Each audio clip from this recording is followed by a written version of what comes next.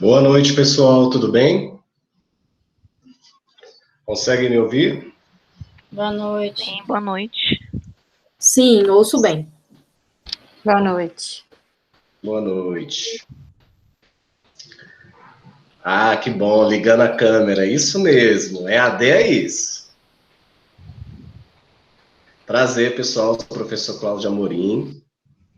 Vou fazer uma breve apresentação aqui, nosso primeiro encontro na disciplina Educação e Novas Tecnologias. As meninas aí, muitas meninas, por enquanto. Vamos só acordar aqui alguns procedimentos. Antes de eu iniciar aqui a nossa aula, quando vocês quiserem falar alguma coisa, levante a mão aqui, ó, no lado direito, isso, abaixo. Tem a mãozinha assim, aí vocês podem levantar para tomar a palavra, ok? Bom, sou o professor Cláudio Amorim, eu sou formado em História, me formei em História no CEUB. Há alguns anos atrás, que eu não vou falar datas, que eu acho que não precisa a gente falar disso, né, apesar de ser da história, mas a gente fala que é de tempos remotos, muito remotos, onde não existia educação à distância ainda. Aliás, existia, mas não da forma como é hoje.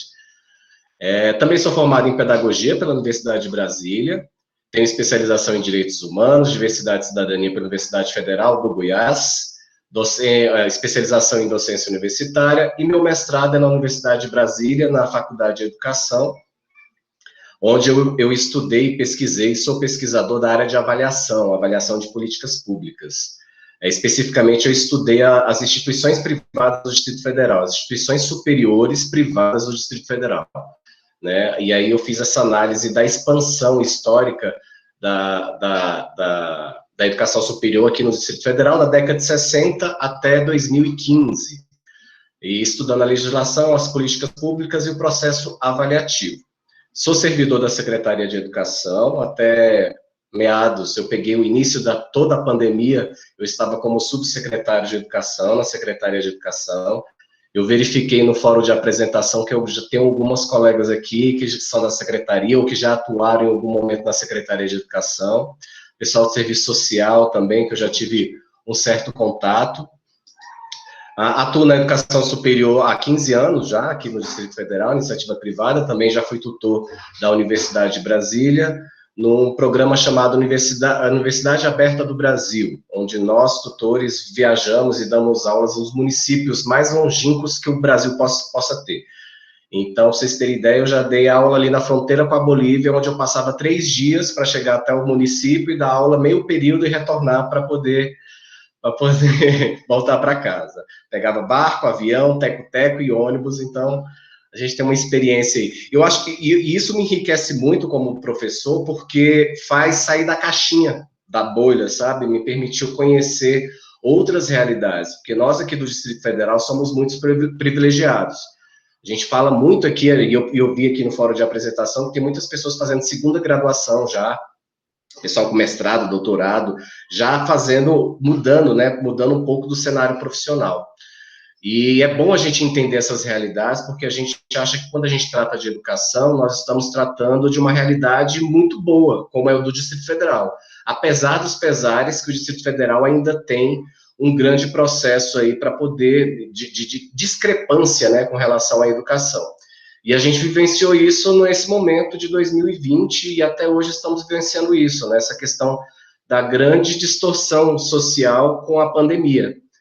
Então, a gente percebe isso latentemente, se aqui no Distrito Federal, onde nós temos acesso à educação de uma forma mais privilegiada, né, assim, digamos assim, vocês imaginam nos municípios mais longínquos, com poucos recursos, que não recebem tantos recursos de impostos que são angariados para poder investir na educação. Então, é bom a gente ter essa realidade, e eu gosto muito sempre de fazer esse contraponto, sabe? Porque, às vezes, a gente fica muito focado na nossa realidade e esquece do restante do mundo. E falar dessa disciplina, tratar dessa disciplina de Educação e Novas Tecnologias, não poderia ser melhor para a atual conjuntura que nós estamos vivendo, né? Principalmente aí com o advento da pandemia, dessa pandemia que surgiu aí inesperadamente, e nós que somos da educação, nós sempre tratamos essa questão da inovação tecnológica dentro do processo de ensino-aprendizagem. Porém, entretanto, todavia, tratar disso na educação básica, quando eu falo educação básica, estou falando ensino fundamental, ensino médio, era muito mais complicado, porque nós, eu digo nós, porque nós docentes acreditávamos que as ferramentas tecnológicas não ajudariam dentro desse processo de ensino-aprendizagem.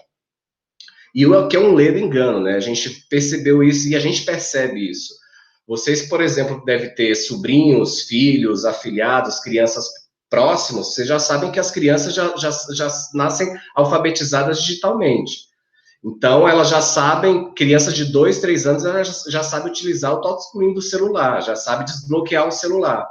Eu sempre utilizo uma analogia que eu tenho 3 filhos, e o meu menino, quando estava com 3 anos, não era alfabetizado ainda, não sabia ler nem escrever, e ele começou a baixar um monte de aplicativo no celular.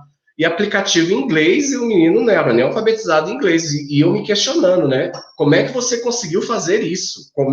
E ele simplesmente falou, não, pai, eu pego aqui no microfone e falo aqui, ó, baixar joguinho tal. Aí aparece, eu vou lá e baixo. E assim, e eu nunca tinha pensado nessa possibilidade, sempre digitando e escrevendo, ainda mais quando são jogos em inglês, que às vezes você escreve de um jeito e aparece várias outras interfaces dentro dos Play Stores, do iOS e da vida, e a gente começa a perceber que essa geração já tem esse domínio das ferramentas tecnológicas. Eu vejo muitas meninas, estou vendo aí as meninas novinhas, aí vocês também já são um pouquinho dessa geração, mas eu mesmo, eu fui me adaptando desse processo de ensino-aprendizagem. E aqui a gente vai tratar um pouco desse processo, né? O que são as ferramentas tecnológicas dentro desse processo de ensino-aprendizagem que possa nos favorecer e que hoje elas podem ser amigáveis dentro da nossa da formação do cidadão, da formação das pessoas, da formação dos docentes, principalmente, como nós, docentes, podemos utilizar isso a nosso favor, né? E a gente, muitas vezes, a gente tem medo e receio de que isso não possa ser viável dentro do processo de ensino-aprendizagem. Cá estão vocês fazendo um curso da modalidade EAD, e que muita gente teve que sair do presencial para poder fazer tanto atividades acadêmicas como atividades profissionais, utilizando as ferramentas tecnológicas, e todo mundo teve que aprender junto, né? Hoje em dia nós percebemos, e eu, pelo menos, eu acho muito importante a gente conhecer essas ferramentas até para a gente poder aprimorar, e independentemente da área que nós vamos atuar. Eu acho que vocês sabem disso melhor do que eu, apesar de nós estarmos falando aqui de educação e tecnologia, mas as capacitações hoje, se vocês estão trabalhando home office, as reuniões são feitas via ferramentas tecnológicas, os treinamentos e toda essa integração profissional, ela acontece utilizando essas ferramentas. Então, eu acho muito louvável a gente, dentro do currículo do CEUB, eles estarem fortemente engajados nisso, né? Então, eu tenho visto muito, todas as licenciaturas e cursos da área de humanas, essa disciplina tem sido fortemente utilizada desde o semestre anterior, para que a gente possa dialogar com relação a essas ferramentas e conhecer. Eu acho que o mais importante aqui não é nem tanto falar dessa importância das ferramentas. Óbvio que a gente vai fazer essa introdução e falar um pouco dessas ferramentas, mas conhecer quais são as ferramentas possíveis, né? E muitas vezes existem ferramentas que a gente nem conhece, que talvez dentro do processo de ensino-aprendizagem isso facilite muito o nosso planejamento didático, né? Então, deixa eu compartilhar aqui uns slides com vocês, que eu preparei com muito carinho. Deixa eu ver se vai... Aqui.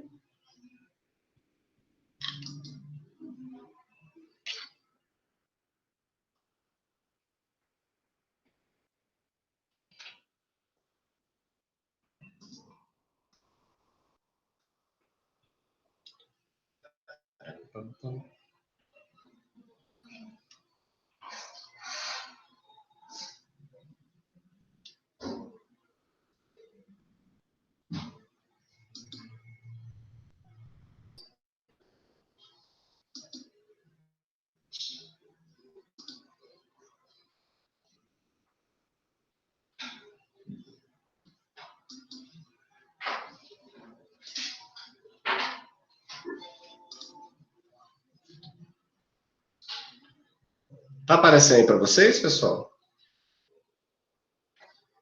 Não. Para mim estava, mas depois parou. Tava e não tá mais. Tá. Então vai reiniciar agora. Tá abrindo aqui.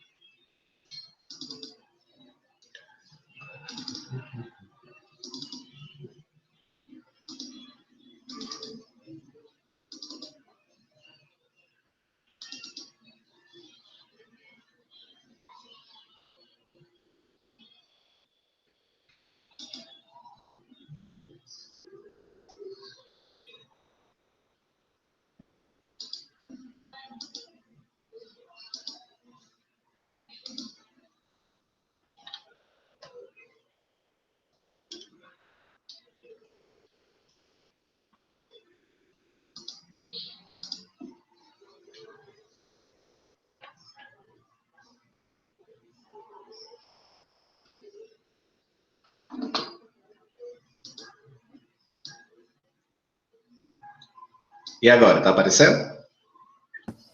Sim. Não. Não ou sim? Sim ou não? Para mim, sim. Sim, tá aparecendo. Aqui não. Está aparecendo aqui também. Já deve atualizar aí. Às vezes é uma conexão. Agora, professor, essa não é a web aula? Exato. Ou é o encontro? É porque a gente chama os encontros de web aula, né? Tá. Então vamos lá, pessoal. Então aqui a gente tem abordado aqui dentro da nossa disciplina, nós trabalharemos 4 unidades. Dentro dessas 4 unidades nós abordaremos temáticas diferenciadas. Algumas vão muito de encontro, porque o conteúdo ele é muito simples, mas o que eu quero focar com vocês a partir da unidade 3 e da unidade 4 é justamente essa questão da utilização das ferramentas tecnológicas. Tanto é que eu até quero esclarecer uma coisa para vocês. Nós temos 4 encontros. O primeiro encontro, a web aula do primeiro encontro, que nós iremos tratar da unidade 1 e da unidade 2, apesar da unidade 1 estar liberada para vocês agora, e a unidade 2 vai estar liberada a semana que vem. Eu já antecipo para vocês, até porque a nossa aula vai acontecer sempre às quintas-feiras, então dá tempo de vocês fazerem uma estudada. Então eu já trabalho com vocês a unidade 1, introduzo já a unidade 2, e na próxima semana a gente fala um debate que a gente chama de webconferência, porque eu tenho um desafio aqui no final da disciplina que eu vou passar para vocês, e a gente vai discutir sobre esse, não é nem, eu coloco o desafio, mas é uma situação-problema para a gente debater sobre essa situação-problema. E então a gente vai, posteriormente, ter um encontro 2, a web aula número 2, que a gente chama de encontro 2, tratar da unidade 3 e da unidade 4, e ao final nós iremos fazer uma última web aula que se chama Web Revisão, que nós iremos fazer uma revisão geral de todo o conteúdo que a gente estudou no ciclo. Então aqui, na unidade 1, nós vamos abordar aqui um pouquinho sobre os comportamentos dos sistemas, né, utilizados dentro das TICs, das tecnologias de informação e comunicação que nós denominamos para essas ferramentas tecnológicas. Posteriormente, nós vamos falar sobre essas TICs dentro do processo de ensino-aprendizagem, especificamente no contexto escolar e dentro da formação dos docentes.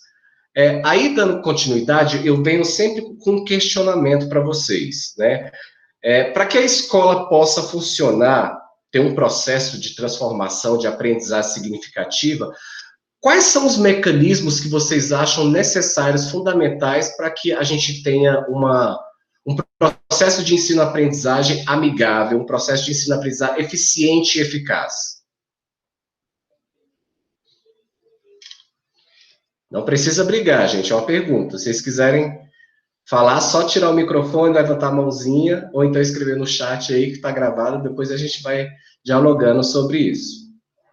Então, eu vou falando aqui, quem quiser falar, pode me interromper a qualquer momento, eu vou ficar fazendo perguntas. Se vocês quiserem responder, vocês abram o microfone e falem, ok? Só para a gente não delongar muito. E eu sei que vocês têm um tempo de vocês aí também. Então, quando a gente trata desse processo da escola, e essa transformação na qual estamos vivendo, com o advento da tecnologia, a gente vai ter aí a presença do que eu estava falando anteriormente, que são as TICs, as Tecnologias de Informação e Comunicação. Essa é uma sigla que foi institucionalizada lá no Reino Unido na década de 90.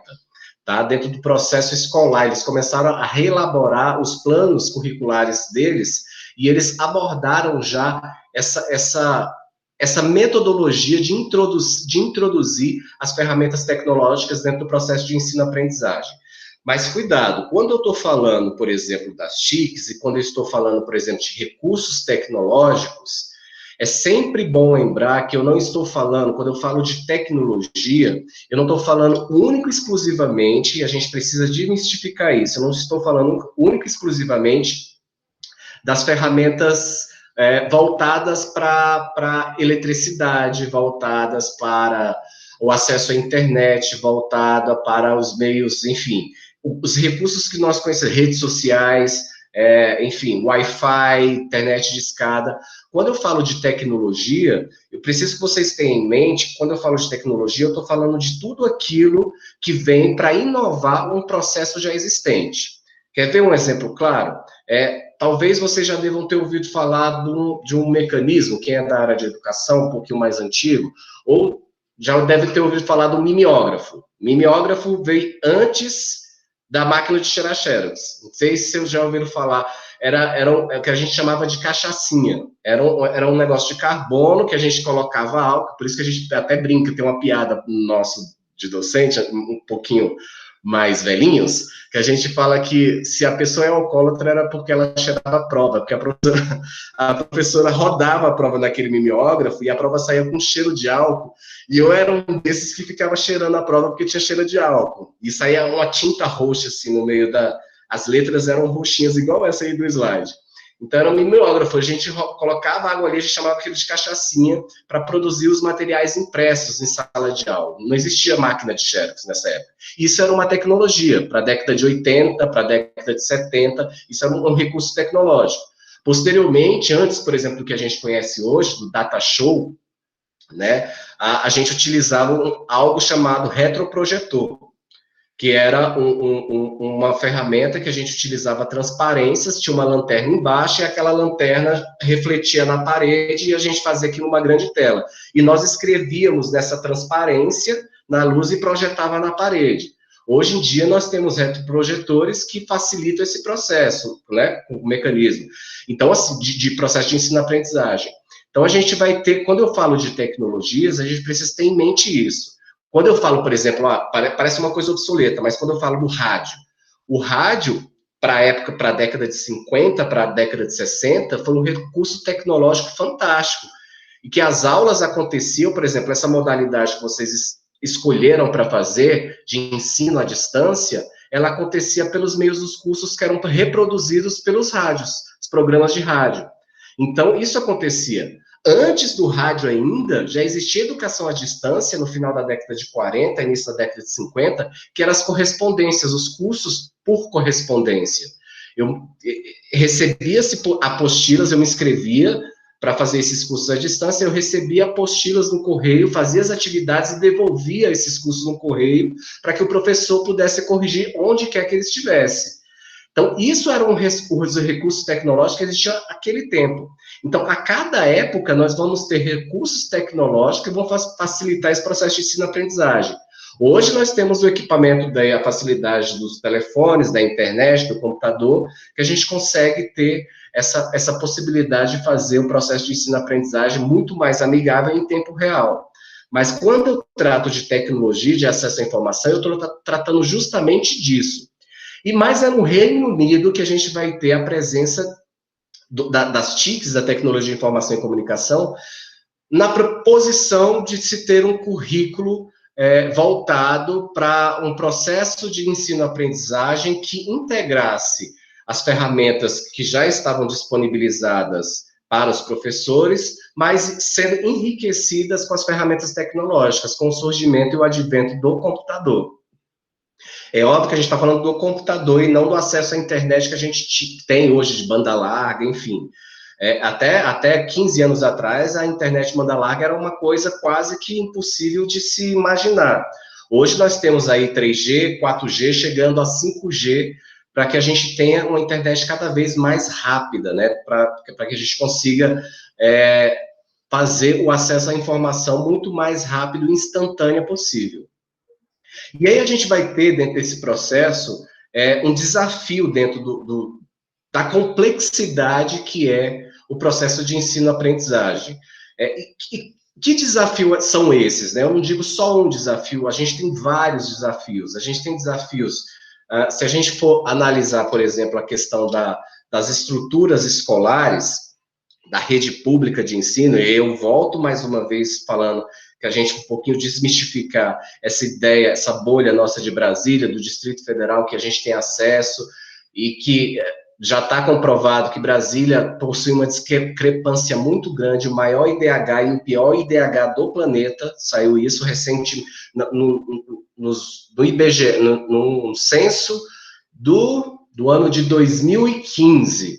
Brasília tinha, por exemplo, o melhor índice de desenvolvimento humano do Brasil, que se restringia às regiões Lago Sul e Lago Norte, e o pior do Brasil na região chamada Fercal, né? Então, a gente tem muito essa discrepância ainda aqui em Brasília. Então, isso é uma das reflexões que o professor, dentro do seu processo de planejamento de ensino-aprendizagem, em sala de aula, quando ele vai preparar, utilizando as ferramentas tecnológicas, ele precisa saber a que público ele está se referindo e a que público ele está direcionando aquela tipologia de ferramenta tecnológica. Um exemplo claro que eu trago para vocês, eu disse para vocês anteriormente, que eu fui tutor lá no município muito longe, na divisa com Bolívia. Para vocês terem ideia, para as pessoas, vocês sabem que a Lei de Diretrizes Básicas da Educação diz o seguinte, para nós atuarmos na educação básica, é obrigatório que nós tenhamos curso de licenciatura em pedagogia, quando eu estou falando de anos iniciais. Antes da LDB, que era a Lei 9394 de 1996, poderia trabalhar dentro dos anos iniciais qualquer pessoa que tivesse um curso técnico, normal superior, antigo normal superior. Depois da LDB, obrigatoriamente os estados e municípios precisariam se adequar a essa realidade. Entretanto, porém, todavia, há ainda municípios, até mesmo dentro do Distrito Federal, eu falo isso por realidade dentro da Secretaria de Educação, e tenho professores que nunca concluíram o curso superior, porque ingressaram antes da legislação. Então, eles possuem curso normal, mas podem, porque vocês sabem que no direito, a lei ela não pode retroagir, o tal do ex nunc, né? Ela não pode retroagir para poder prejudicar qualquer pessoa que seja. Então, por exemplo, a gente está falando agora, recentemente, da reforma administrativa. A reforma administrativa, se tiver algumas alterações para quem for passar no concurso público, vai ser a partir do momento que a pessoa ingressar no serviço público. Essas leis não podem valer para quem já está dentro do serviço público, porque, né, vai perder alguns benefícios. Então, dentro do direito administrativo, o tal do ex nunc, o ex dunc, ela não pode acontecer para desfavorecer qualquer pessoa. Mas aí, voltando lá no município, quando eu dava aula lá, eu fui justamente para suprir a necessidade desse município que tinha professores que estavam atuando na educação básica e que não tinham curso superior. E a Universidade de Brasília ofertou esse curso da modalidade à distância para esses professores se adequarem à legislação, né? E muitos, para vocês terem ideia, muitos andavam 30 quilômetros para ter acesso ao polo, onde eles tinham acesso à internet, porque eles não tinham acesso à internet, muitos moravam em cidades rurais, né, em zonas rurais, então o local onde eles conseguiam ter acesso à internet era no polo, que era ali perto ali da fronteira com a Bolívia, uma cidade chamada Cariranha. Então, assim, muito a gente trabalha nessa perspectiva de que quando eu estava dando, e a gente vê essas realidades, quando eu estava trabalhando com eles, quando eu falo de tecnologias, aí é só para vocês entenderem um pouco da analogia. Quando estamos em sala de aula, a gente precisa ter muito cuidado com o que a gente vai planejar para os nossos alunos, precisamos entender qual é a realidade dos nossos alunos. Para ser bem claro, o exemplo que eu sempre dou para os meus alunos é o seguinte: olha só, se você está trabalhando numa determinada região, onde as pessoas possuem pouco acesso a alguns mecanismos, muitos desses alunos que estudam nesses municípios não têm acesso a algumas ferramentas tecnológicas que para a gente parece ser uma coisa muito natural. Um exemplo claríssimo, poucos tinham acesso à geladeira, poucos tinham acesso à televisão. E aí, nós, quando estamos trabalhando com a educação básica, eu sempre bato muito nessa tecla na formação dos professores. Eu falo assim, olha, não adianta você ensinar matemática, e aí vocês devem lembrar disso. Quando vocês estavam aprendendo matemática, vocês devem lembrar lá da sala toda enfeitada, voltem lá há 5 anos atrás na vida de vocês, quando vocês estavam sendo alfabetizados, há 15 anos, e aí se vocês lembrarem da sala, ou na sala dos filhos de vocês, quando vocês vão visitar a sala dos filhos de vocês, dos sobrinhos de vocês, de alguma criança, uma sala de educação infantil. Você vai ver lá o alfabeto lá pendurado em cima do quadro, você vai ver vários desenhos lúdicos, porque tudo isso tem uma motivação para que a criança aprenda, o lúdico precisa estar ali para que ela consiga fazer essa assimilação. Mas tem um negócio que eu sempre falo, vocês já viram a sapateira, bendita sapateira dentro da sala de aula, para ensinar matemática para os meninos?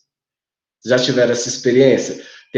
Muitas professoras utilizam desse recurso didático, pega a sapateirinha lá, ou então utiliza como calendário, aí bota o bolsinho lá e fala assim, vamos agora aprender a contar.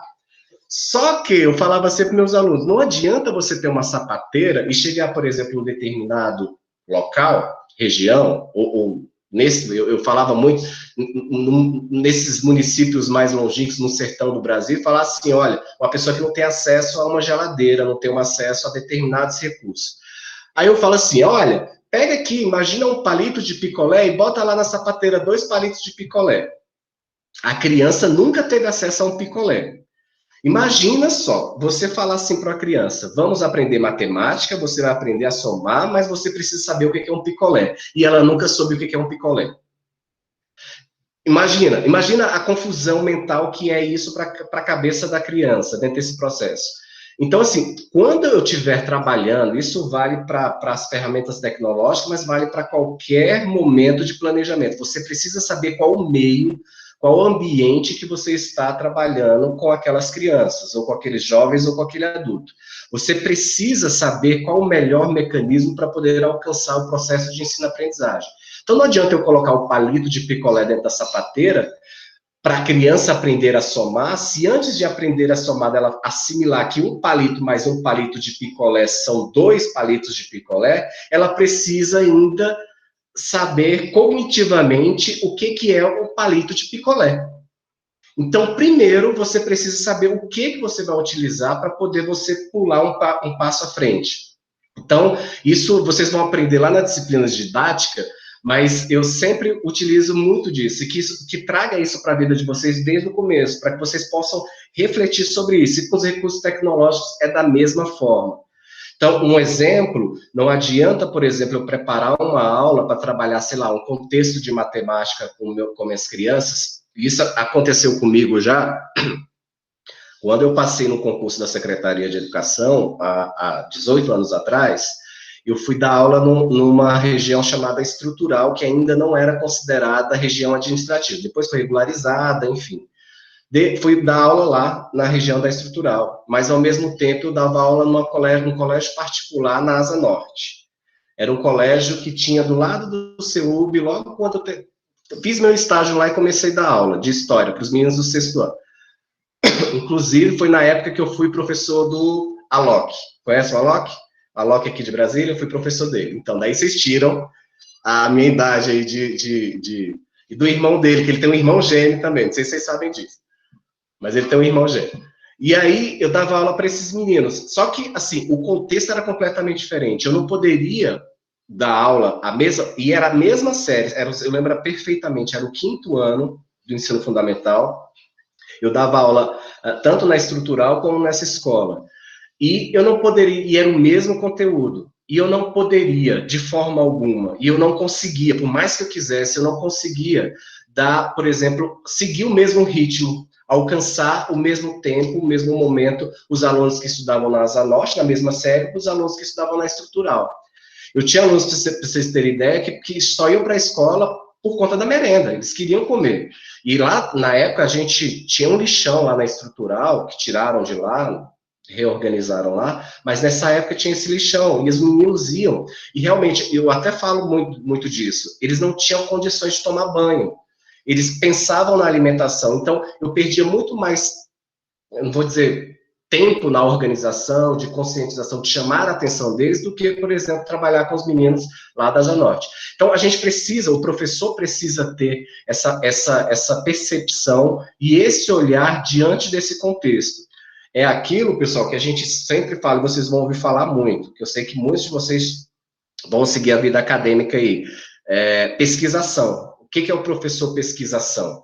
É o professor, por isso que a gente fala que ser professor é um processo de aprendizagem contínuo. Imagina, se eu estou falando, se para além disso, se eu estou falando assim do macro, do coletivo, eu preciso saber qual é a real situação dos meus alunos, coletivamente, em que região eles estão inseridos, em que ambiente eles estão inseridos, como é o contexto social da família que eles estão inseridos. Para além disso, dentro de sala de aula, eu preciso entender como cada aluninho se articula dentro do processo de ensino-aprendizagem também. Então, por exemplo, eu estou aqui, eu tô aqui com a Camila, com a Elaine, com a Priscila, com a Natália, e eu voltando lá no exemplo lá, se eu imaginar, se eu fosse ensinar vocês matemática, a forma como a Camila aprende matemática não é a mesma forma que a Elaine aprende. A forma que a Priscila assimila a matemática não é a mesma forma que a Natália assimila a matemática. Então, por exemplo, a Camila tem mais, um exemplo, a Camila tem mais facilidade no visual. Se eu ver lá duas coisas, eu consigo assimilar que aquilo mais aquilo, ok. Já a Elaine, não adianta só olhar, eu preciso saber, porque aquilo mais aquilo vai dar X. E a Priscila, não, ela, para além de ver, para além da explicação, ela precisa ainda, para além de ver, para além de ter uma lógica, ela precisa de uma explicação oral, uma explicação que contextualize com a realidade dela. E chega a Natália e fala assim, não, e aí eu preciso contextualizar um pouquinho mais, porque eu preciso ver, ouvir, e ainda eu preciso anotar, porque se eu não anotar, eu não consigo assimilar. Então, cada um tem uma forma de assimilar o seu processo cognitivo. Então, para que a gente entenda essa lógica da pesquisação, é justamente isso. Por isso que a gente fala que a vida de docente é uma profissão que a gente está em constante pesquisa-ação. Eu pesquiso e eu tenho uma prática acionista. Eu faço uma ação para poder o conteúdo chegar até aquela pessoa. É aquilo que, não sei se vocês conhecem essa palavra, é prescrutar. É eu conhecer a pessoa nas suas, né, similaridades. Isso, similaridades. Então, imagina vocês dentro de um contexto de sala de aula com 40 alunos, com 45 alunos. É óbvio, quando a gente está falando da educação dos anos iniciais, isso é mais fácil, porque somos nós, professores, que estamos ali dia a dia, de segunda a sexta, com aquela turma, com aquele grupo. Mas você imagina professores, por exemplo, de disciplinas específicas, a partir do sexto ano. Por exemplo, quando eu dava aula de história, eu entrava na turma 3 vezes por semana. Como que eu poderia fazer essa pesquisação, né, conhecer cada um aluno, e aí a gente vai criando um mecanismo, e por isso que existe a didática, a gente vai criando um mecanismo para poder fazer isso, por isso que existem os relatórios psicossociais, emocionais, vocês vão aprender tudo isso, não se desesperem, para quem não já conhece. Mas, assim, existem mecanismos que dá para fazer isso, mas é muito mais complexo a gente entender e interiorizar esse processo de ensino-aprendizagem a partir desse lugar de fala, a partir desse lugar onde eu preciso conhecer a realidade do meu aluno e, para além disso, eu preciso conhecer a realidade de cada aluno dentro do seu contexto de ensino-aprendizagem. Então, é importante vocês terem isso em mente. Alguma dúvida, pessoal? Tô me fazendo claro? Tá legal? Tá ruim? Tá mais ou menos? Tá... Ok, vamos continuar. Tá bom? Obrigado, Lai. Cadê? Next. E aí eu pergunto novamente para vocês, como se dá essa relação entre docente e estudantes com as tecnologias da informação e comunicação? Quando a gente trata disso, a gente tem papéis. A gente tem o papel do aluno e o papel do professor. A gente tem uma piada dentro da licenciatura, que é o seguinte, que a única instituição que é a mesma desde a Idade Média é a escola. Por incrível que pareça. Onde o professor ainda existe, mas graças a Deus a gente tem mudado muito isso. Onde o professor está lá na frente e os alunos enfileirados. Vocês pegarem, por exemplo, peguem lá um filme, um exemplo de filme que eu gosto de usar muito, aquele Em Nome da Rosa, vocês já viram, que fala da Idade Média? Vocês viram, depois vocês assistam, que é no mosteiro, onde os monges aprendem lá, é bem medieval mesmo, que é aquele que passa o dedo assim e os padres vão morrendo, não sei se vocês já lembram desse filme?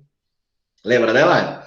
Nome da Rosa, depois vocês anotem aí e assistam, nem que seja o trailer. Só para vocês, é aquilo que só para vocês poderem visualizar como é que era. A escola, se vocês olharem aquele filme, na Idade Média, como era o mosteiro lá, o seminarista aprendendo, e o que é a escola hoje, em muitas escolas, ambientes escolares, vocês vão ver que é a mesma coisa. Professor lá na frente, um mero receptor transmissor de informação, e o aluno, um mero receptor de informação. Com as TICs, o que a gente vem trazer é uma metodologia completamente diferente disso. É onde a gente estabelece que cada um tem o seu papel.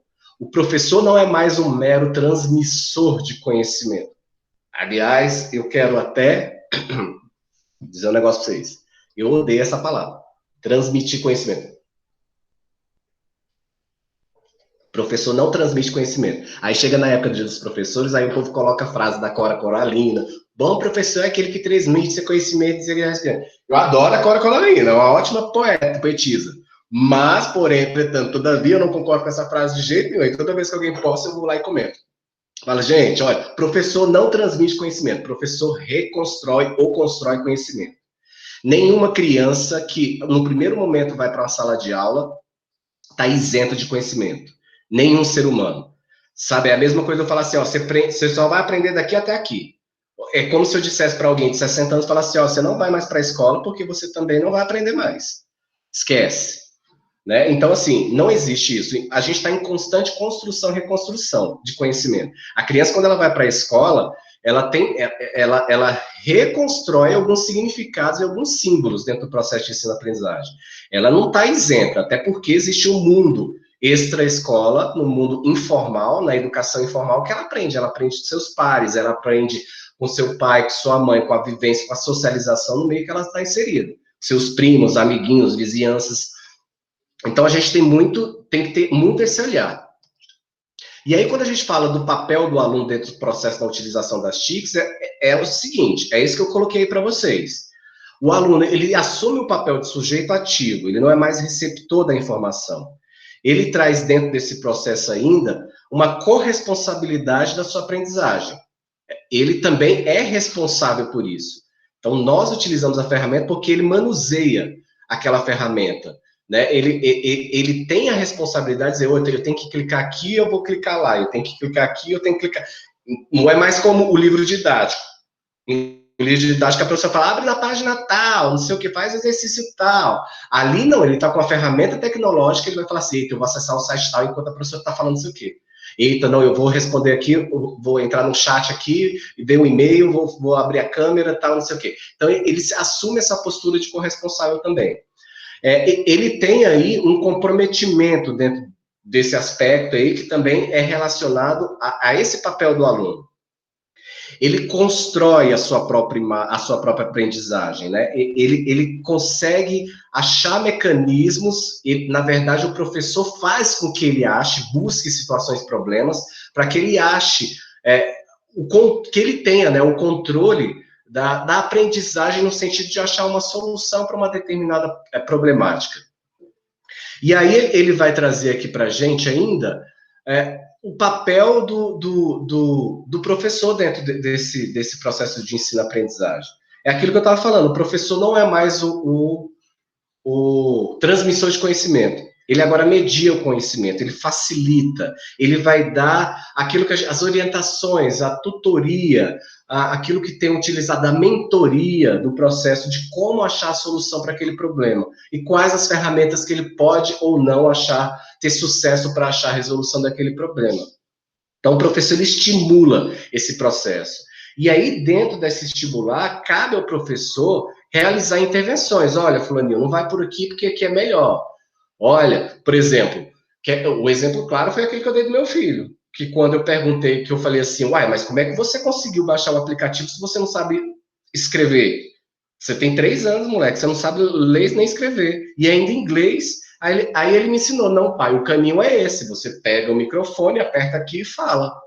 Olha o caminho que ele achou. Então, às vezes, que eu não sabia, né? Então, a gente tem o papel de fazer esse papel de facilitador e estimular esse processo de aprendizagem. A gente precisa também planejar as aulas com espaço para a autonomia do aluno. O aluno precisa ter um tempo diferenciado daquilo que até então era direcionado quando não se utilizava das tecnologias da informação. E aí a gente também tem o papel da coletividade, né? Que é o construir coletivamente, conjuntamente. Então, aquilo que a gente chama, e a gente tem falado muito disso, da rede colaborativa. O professor é um mediador, ele tem seus colegas, seus pares, então o problema está aqui e a gente faz esse processo de mediação. Pode falar, Renata. Antes que eu passe para o próximo slide. Oi, deixa eu tentar ser breve. Eu até fiz o comentário lá na apresentação, eu tenho uma certa resistência com a tecnologia, né? Então, assim, aqui em casa a gente sempre evitou cada um ter seu tablet, as crianças não usam tablet, não tem joguinhos, não tem acesso. A gente preza muito por outras atividades manuais que não a tecnologia. Então, para mim, foi até surpreendente a primeira matéria da pedagogia ser novas tecnologias. Aí, inclusive, eu já li os textos que você sugeriu da unidade 1, e tem muita discussão, só que a gente percebe, assim, um pouco dessa construção. E quando eu vejo esses pontos que você está apresentando das TICs, eu vejo muito mais isso uma transformação de metodologia e não de uso da tecnologia. Porque você pode fazer isso sem uma tecnologia. Ao mesmo tempo, eu queria deixar assim, uma colocação, porque isso é uma coisa que tem me interessado muito, inclusive porque a escola dos meus filhos agora estão com uma plataforma digital, cada um tem o seu tablet, para mim foi uma reviravolta. Então, eu quero, de fato, acreditar nisso e entender como que isso muda realmente da forma de ferramenta, porque isso, para mim, é metodologia. Não? Dá para fazer isso sem a tecnologia. Então, era só nesse ponto que eu queria colocar. Pois é, não, tudo dá para fazer. É aquilo que a gente chama de inovação, Renata. Dá para inovar. A tecnologia veio para inovar aquilo que já existia. Então, por exemplo, hoje nós temos aplicativos de realidade virtual aumentada. Isso é fantástico. Até então eu não conhecia. Visitar museus em tempo real.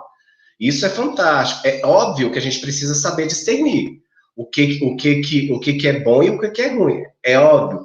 E aí, quando a gente fala dessa questão de conscientização, é difícil. Para nós, professores, para nós pais, é complicado a gente falar assim, olha, em vez de você estar, não sei o quê, aqui em casa é uma tal da briga do tal de Free Fire. Não sei se vocês conhecem esse jogo aí. Mas é um tal de tiro para cima, para baixo, quando tá fazendo dever, não. Aí você tem que ficar... Te exige muito mais dentro desse processo. Sim, é possível, se não utilizar, mas a ferramenta tecnológica, ela facilita o podcast, por exemplo, é aquilo que eu estou falando, que eu falei anteriormente. Cada um tem uma forma de assimilar diferente. Você, Renato, eu, por exemplo, tenho facilidade na escuta, podcast para mim é fantástico, eu gosto de escutar muito, e é uma ferramenta que até então nós não tínhamos acesso, né? Ver filmes, eu gosto muito de utilizar filmes, principalmente quando eu estou trabalhando com a disciplina de história. Eu gosto muito de contextualizar, sabe? Porque um exemplo claro que nós temos aqui, quando eu trabalho com os meninos, e tudo tem uma intencionalidade. Quando eu trabalho com os meninos lá na 5ª série, 4º ano, 5º ano, 6º ano, que o menino nunca teve contato com a disciplina de história. E aí eu viro para ele, olha só como é que são as coisas, né? Eu viro para ele e falo assim, imagine, falando isso para um menino de 8, 9 anos de idade. Imagine, há milhões e milhões de anos atrás, como que a criança... Aí, se eu não trabalhar anteriormente, por isso que... E aí eu tô dando mais didática para vocês do que... Porque essa disciplina envolve muito didática.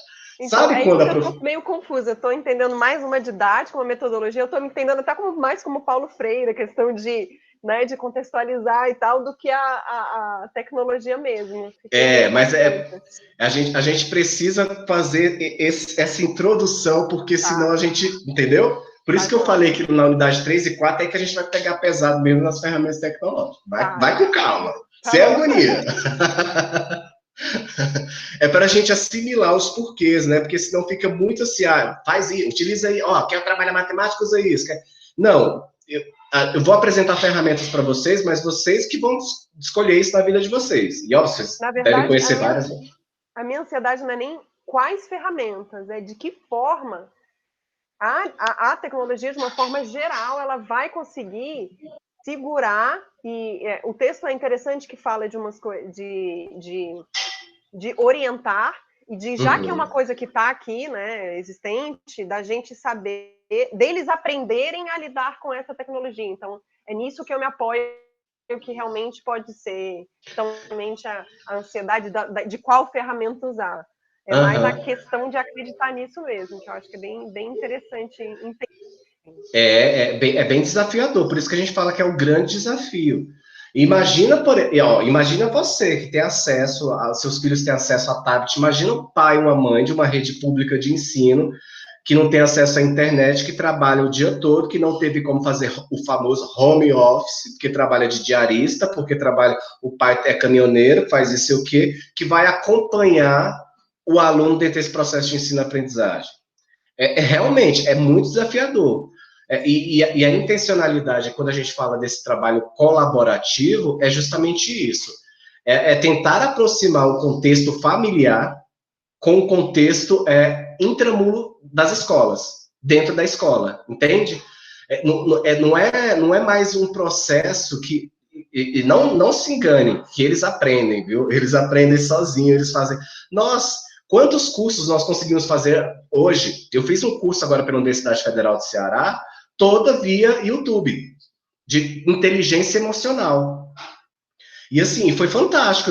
Eu não me imaginava que uma aula ao vivo toda sexta-feira à tarde, foram 4 meses fazendo esse curso de extensão, que eu pegando toda sexta-feira à tarde, eu fosse compreender sobre inteligência emocional, né? Então, assim, é possível, a gente sabe que... Agora, o grande desafio, eu bato muito nessa tecla, é isso, é a questão da mentoria, é a questão do acompanhamento, é a questão da aprendizagem, junto, coletivo, por isso que a gente fala que é um trabalho colaborativo. E aí entra questões de valores, entra uma mescla de educação formal e educação informal. Quando eu falo de educação formal, eu estou falando o conteudismo, sabe, o conteúdo que o professor dá em sala de aula. Quando eu falo de educação informal, são os valores que eu trago dos meus valores religiosos, meus valores familiares, do social que eu estou inserido. Então, tem este contexto aí que a gente precisa levar em consideração. Mas antes de você falar, eu ia falar um negócio, eu esqueci. Mas daqui a pouco eu lembro. Diga, Camila. Oi, professor. Oi, gente. Eu sou Camila e sou monitora numa escola internacional aqui de Brasília. E sou monitora do Nursery 3, que é como se fosse o Maternal 3. E toda vez que a gente vai passar algum vídeo, alguma coisa, a professora que eu trabalho com ela fala: Camila, a gente tem que prestar muita atenção com a tecnologia, porque às vezes os pais vão falar assim, mas eu tô mandando para a escola e esse vídeo do YouTube ele podia assistir em casa. Então, toda essa contextualização de metodologia, de conteúdo que a gente vai passar, tem que ser tudo muito pensado, muito registrado no sistema, para que qualquer pai que queira falar assim, não, mas isso daí ele aprende lá, porque é só uma babá de luxo. Não é, porque a gente estuda para isso, a gente se organiza para isso. Então, a tecnologia nesse contexto é muito complicada de ser usada, também eu vejo, assim, pelo lado que eu tô, das escolas particulares. Lá na escola, por exemplo, a gente tem um monte de gente de embaixada de outros países, outras culturas, e a gente conseguir adaptar toda essa tecnologia para dentro da sala com crianças de 3 anos é difícil. E, assim, a pandemia ajudou muito, né, a conseguir organizar isso. Hoje a gente tem um aplicativo que o pai consegue compartilhar o Waze dele para saber a hora que ele está chegando para buscar a criança para a gente liberar ela. Então, assim, são tecnologias que avançam muito, claro, num contexto totalmente diferente do Brasil, né, porque Brasília, enfim, mas, assim, a gente conseguir entender que a crítica vem muito em cima da gente também por querer explorar também a internet, mas saber como explorar e como fazer e onde fazer para que aquilo não fique banal dos vídeos que a criança assiste, porque hoje todo mundo vê YouTube, assim, a maioria das pessoas tem acesso e parece que consegue fazer um maternal 3 online, não é, né? Exatamente. E é isso. As TICs, ela veio para integrar. Ela não veio para substituir livro didático, ela não veio para substituir o professor em sala de aula, ela não veio para substituir a socialização, o contato humano, né, entre os pares. Por exemplo, pegar as crianças pequenas, do puxão de cabelo de um do outro para poder negociar o lanche, não veio para isso. É só mais um mecanismo, é aquilo que eu falo. Ela veio para contribuir naquele sentido. Cada um, o professor pesquisação, cada um aprende de uma forma. Então, por exemplo, talvez eu aprenda mais fácil com o YouTube, mas talvez, Renata, você aprenda com o podcast, talvez eu aprenda utilizando música, talvez o fulano aprenda a Natália, ou a Laila, ou a Jéssica, aprendam visualizando. Eu preciso ver, por exemplo, né, eu preciso ver ali os números para eu saber o que o 3 e olhar para o 3 e saber que aquilo é o 3. Ou tem outras que precisam só ouvir que o 3 é o 3 e eu já consigo identificar, assimilar. Então, assim, é uma ferramenta. Eu sempre falo, a gente tem que ter realmente esse cuidado de não pensar que ela vai substituir. É óbvio que as instituições agora, no momento da pandemia, estão utilizando muito mais desses recursos, né, para poder, enfim, em virtude da atual conjuntura. Mas, feliz ou infelizmente, eu acho que é uma forma que não tem como retroagir mais. Né, a gente está aí o tempo todo, enfim, e é isso. A gente não tem como não assumir essa postura perante a sociedade. E aí, pessoal, dando continuidade, só para finalizar, lembrando que a nossa aula vai até às 8, tá? Porque é 1 horinha de aula, mas não se preocupe não, que o conteúdo dá para a gente trabalhar tranquilamente na próxima aula, dar continuidade, que eu quero até lançar um desafio para vocês já, vocês refletirem para a nossa próxima semana. E aí, como se dá essa relação, né, do docente e estudante com as tecnologias da informação? Primeiro, é fundamental ter um planejamento, ele deve ser pensado, o professor deve pensar nesse planejamento, como ele deve acontecer, qual a intencionalidade, e é por isso que é importante o papel do planejamento, vocês vão aprender isso, aprofundar mais sobre isso. O professor, ele não vai para a sala de aula simplesmente, vou ensinar matemática. Por isso que a gente fala muito que professor passa finais de semana planejando, corrigindo prova, que realmente é. Planejamento tem seus objetivos, tem suas habilidades, tem um critério de avaliação, tem a metodologia, eu preciso saber como. Então, por exemplo, se eu vou trabalhar matemática, eu posso trabalhar com o aplicativo X, mas eu posso trabalhar também com a sapateira. Eu posso trabalhar também com macarrão, né, brincar com macarrão aqui em casa. Um dia desse eu estava ensinando meu menino com macarrão, porque cada um tem uma similitude diferente, né? Eu tenho um de 9, um de 12 e uma de 15. O de 9 estava aprendendo a dividir, e aí ele não conseguia, porque na cabeça dele ele não conseguia. E aí eu fui fazendo com macarrão, ó. Aqui eu peguei 3 moedas, falei, a moeda que é seu irmão, sua irmã e eu. E aqui os macarrões. Dei 3 macarrão para não sei quanto. E aí ele foi conseguindo assimilar. Mas, por exemplo, quando eu vou falar de algum outro assunto do inglês, por exemplo, vamos falar inglês, ele consegue assimilar melhor quando está vendo vídeo. Ele sabe até traduzir já algumas coisas. Então, assim, depende muito, depende do conteúdo, depende da intencionalidade. A questão do tempo e espaço, né? Como é que essa seleção de informações ela acontece? O tempo e o espaço, quer dizer, qual é o tempo que eu vou utilizar dentro do meu planejamento para utilizar determinada ferramenta tecnológica ou determinado ou outro recurso, que seja o livro didático? Em que espaço? Por isso, qual o espaço? Não é uma coisa solta, né? Eu não vou trabalhar com essa... Olha, tá aqui o tablet, vamos lá, todo mundo... Não. Tenho grupos, eu tenho espaço, momentos e tempo para poder realizar determinada atividade. Quais são as informações que eu quero que meus alunos acessem? Né? Quais são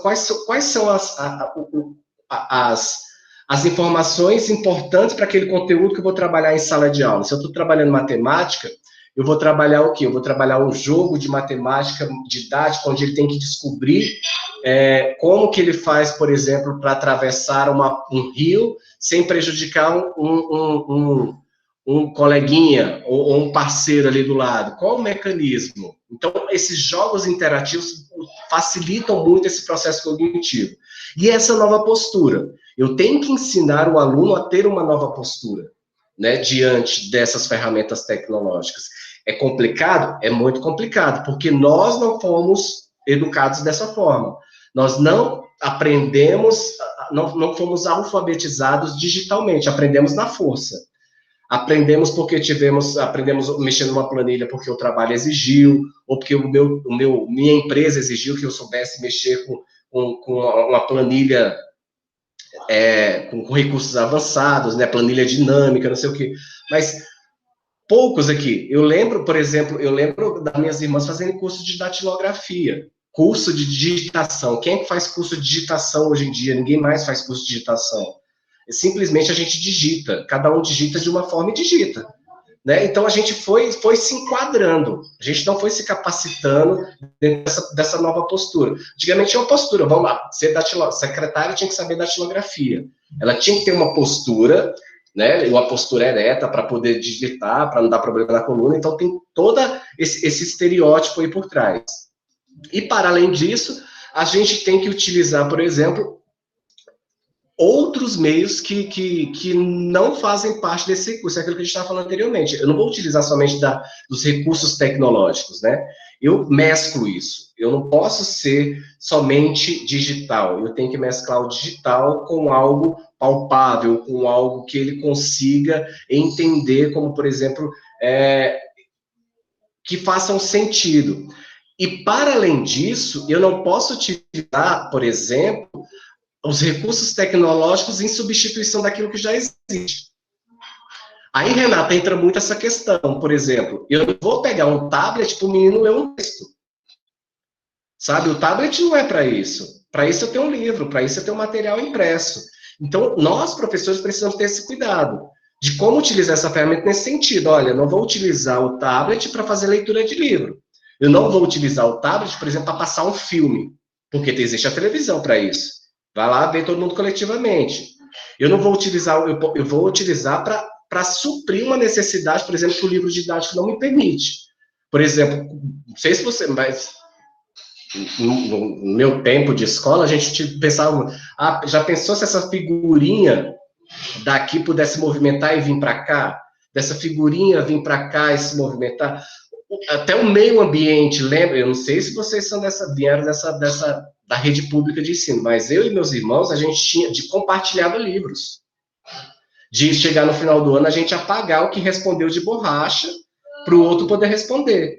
Hoje em dia, com o tablet, você consegue resolver exercício, você utiliza, você não gasta papel, você está contribuindo com o meio ambiente, enfim, e ele é dinâmico, a maioria desses mecanismos. Bom, e aí, para finalizar a aula de hoje, eu quero só passar um videozinho aqui para vocês, rapidinho. Oi? Alguém falou alguma coisa? Vou passar só um videozinho para a gente encerrar, só para a gente contextualizar historicamente essa questão do desenvolvimento tecnológico. Como eu disse, eu gosto de trabalhar falando, eu gosto de trabalhar no visual mostrando slide, e gosto de mostrar videozinho. E aí junta tudo para no final, pelo menos alguém vai pegar alguma coisa. Se não pegou no vídeo, vai pegar aqui, pegou no slide, pegou na fala, pegou nos exemplos. Vou passar aí. Vê se vai dar certo aqui. Deixa eu ver. Que é a primeira vez que eu faço... Deixa eu ver se o som vai sair.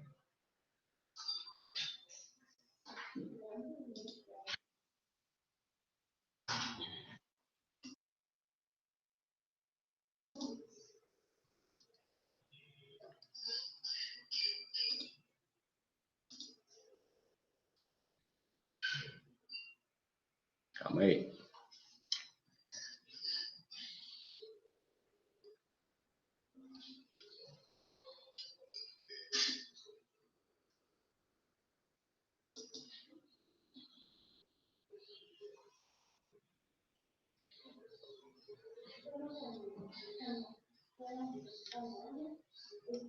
Tá rodando aí para vocês só, né? Sim, ainda não passou. Deixa eu ver se eu consigo abrir direto no... Acho que agora vai.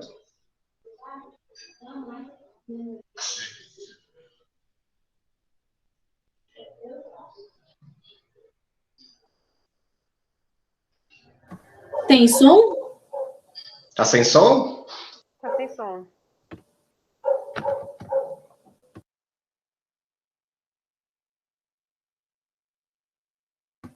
Eu até anotei o nome dele para ver se eu acho depois.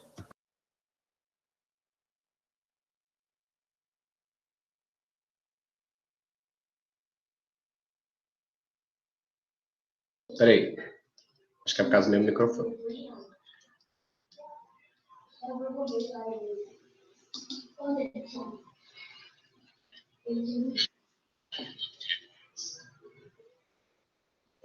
Nada de som?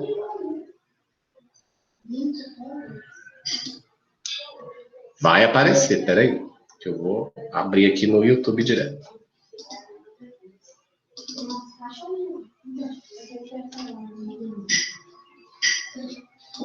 Professora, eu mandei um link aqui no chat, qualquer coisa a gente pode assistir e voltar. Se não der certo. Peraí. Deixa eu abrir aqui no...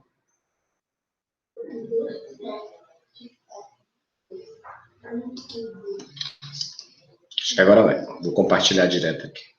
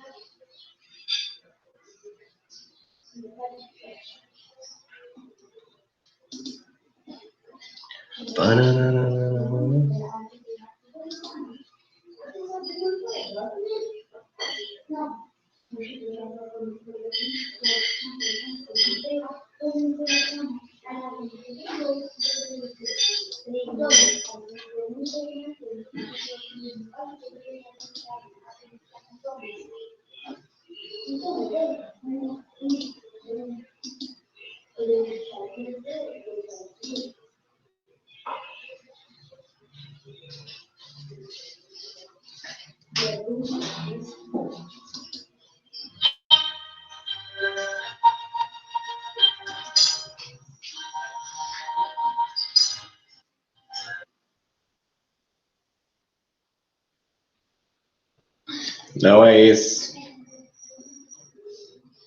Gente, peraí. 2 minutos, resolvi isso. Esse negócio de PowerPoint dinâmico não funciona. Desisto.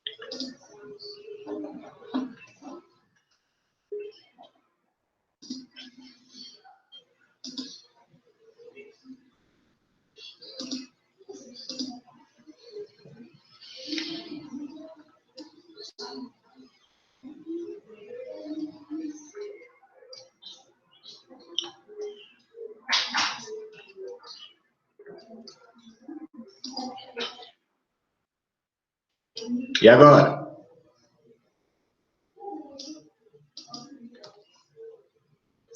Tá aparecendo, pessoal? Eu só? Agora tá rodando um pouco. Tá, então vamos lá. Já descobri o que que era.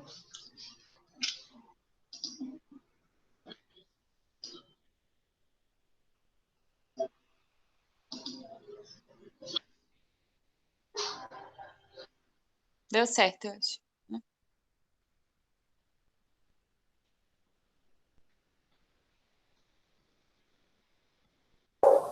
Tá com som para vocês? É, para mim tem som também, para mim não.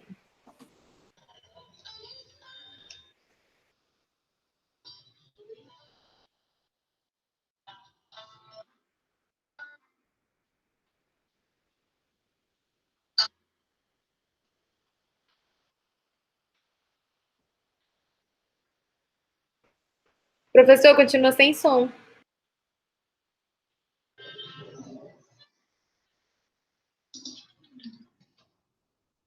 Vamos fazer o seguinte.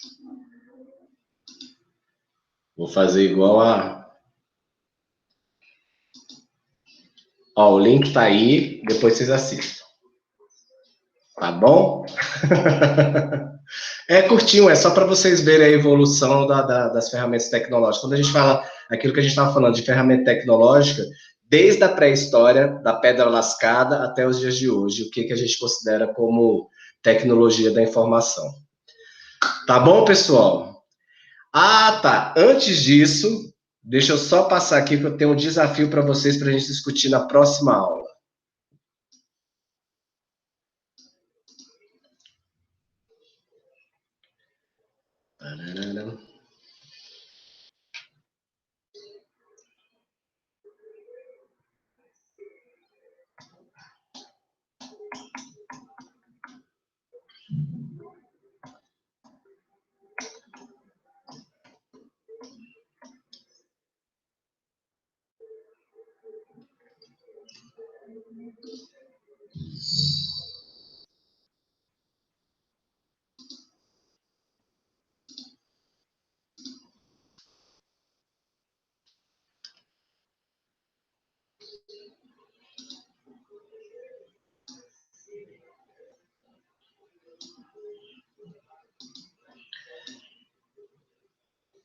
Ó, esse é o desafio.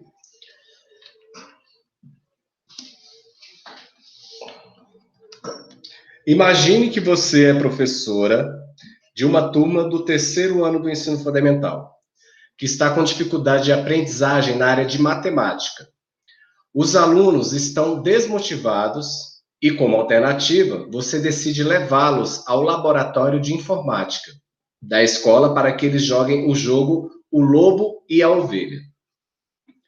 Este é o jogo. O jogo O Lobo e a Ovelha.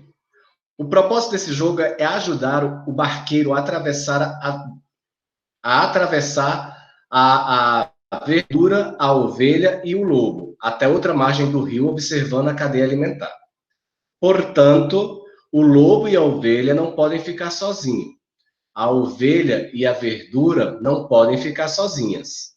As regras valem para ambas. As regras valem para ambas as margens do rio. Pergunta-se: de acordo com seus conhecimentos, que vocês têm, conhecimentos adquiridos ao longo da vida de vocês, qual conteúdo de matemática poderá ser trabalhado dentro desse desafio aí? Vocês não precisam decorar o desafio, não. Vocês precisam saber que tem um lobo, que o lobo come o outro, que o outro come a verdura. O outro. Que objetivo de aprendizagem pode ser alcançados com esse jogo? E uma terceira pergunta: por que a escolha desse jogo se justifica?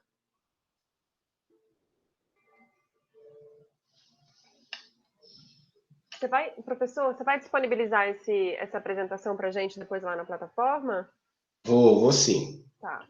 Acho que amanhã eu já coloco lá para vocês, tá? Tá. Hoje eu acho que eu tenho que esperar baixar o vídeo que está sendo gravado aqui da nossa aula, aí eu coloco tudo junto. Tá bom. Só não se assustem porque o slide vai estar bem grande, tá? Então essa parte eu tinha deixado por último, só mudei aqui. Porque é isso, gente, planejamento é isso, a gente começa de um jeito, termina de outro, depende da reação do público que a gente está lecionando.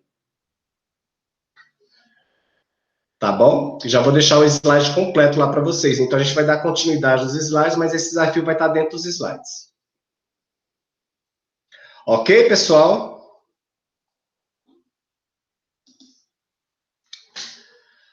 Bom, foi um prazer enorme estar com vocês. Espero que eu tenha me feito entender inicialmente.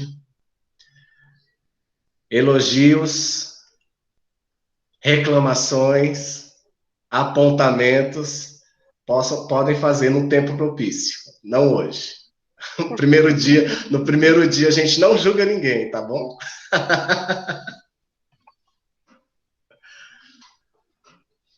Tá joia, pessoal? Então tá, boa noite. Ó, amanhã eu vou disponibilizar, eu vou baixar no YouTube a nossa aula, e aí vai estar lá na plataforma para vocês, disponibilizo também os slides, tá? E a gente se encontra na próxima feira, no mesmo horário. Ok, valeu. Boa noite a Obrigada, todos. professor. Boa Tchau. noite, professor. Tchau, tchau. Tchau, tchau. Obrigada, Boa noite. Professora. Tchau, tchau. Obrigada.